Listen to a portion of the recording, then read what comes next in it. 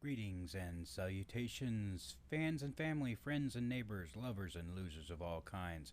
I'm Admiral Oliver Franklin Doom, and I would like to welcome you to Just an Observation.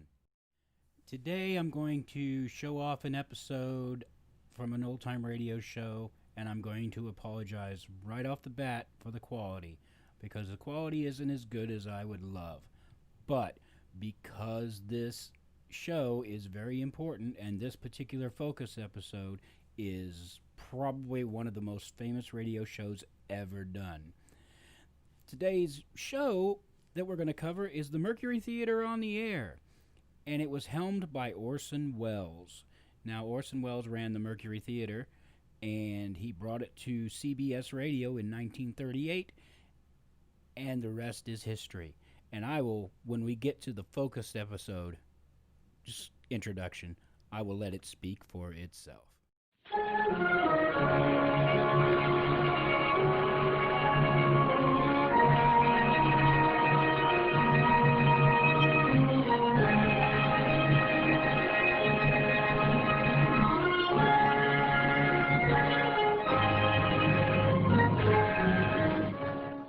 Columbia Broadcasting System and its affiliated stations present Orson Welles and the Mercury Theater on the Air in The War of the Worlds by H.G. Wells.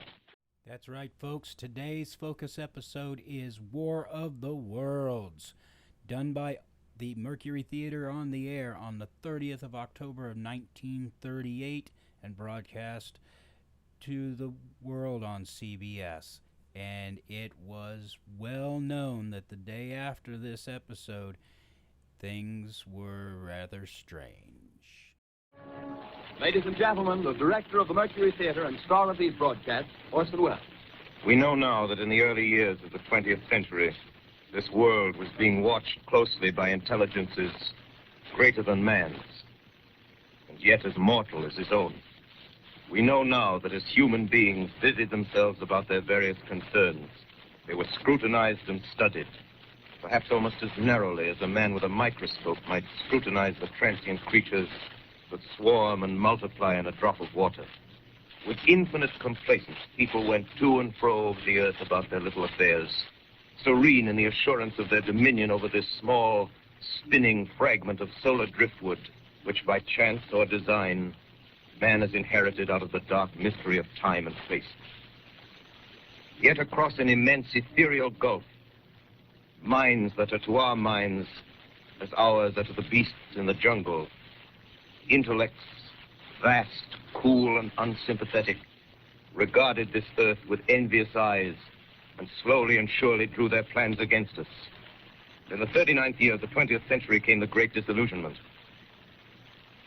Near the end of October, business was better. The war scare was over. More men were back at work. Sales were picking up. On this particular evening, October 30th, the Crosley service estimated that 32 million people were listening in on radios. We take you now to the Meridian Room in the Hotel Park Plaza in downtown New York, where you will be entertained by the music of Raymond Raquello and his orchestra.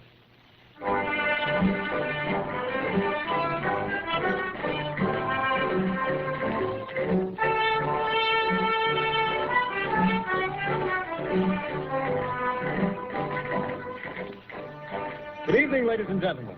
From the Meridian Room in the Park Plaza Hotel in New York City, we bring you the music of Raymond Raquello and his orchestra. With a touch of the Spanish, Raymond Raquello leads off with La Comparsita.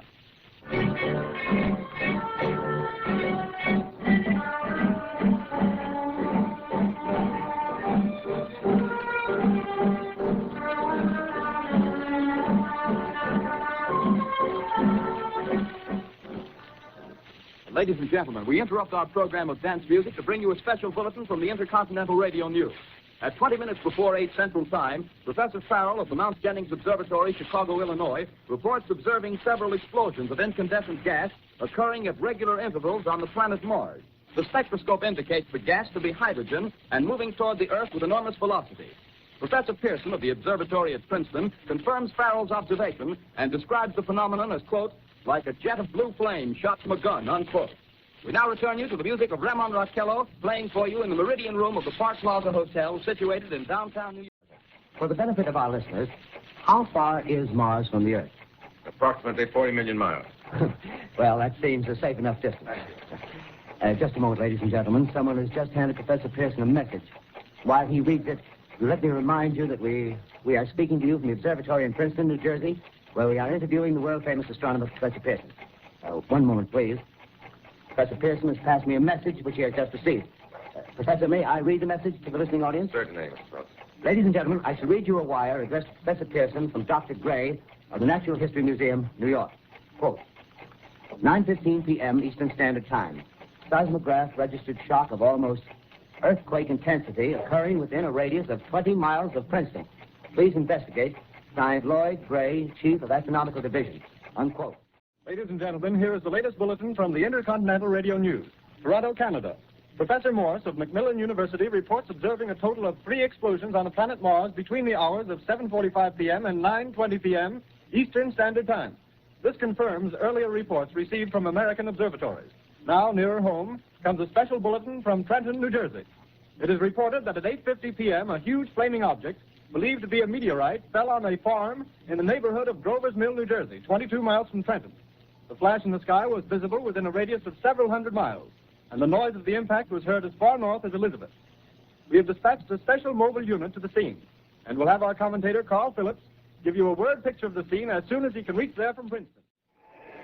Ladies and gentlemen, this is Carl Phillips again, out at the Wilmot Farm, Grover's Mill, New Jersey. Professor Pearson and myself made the 11 miles from Princeton in 10 minutes.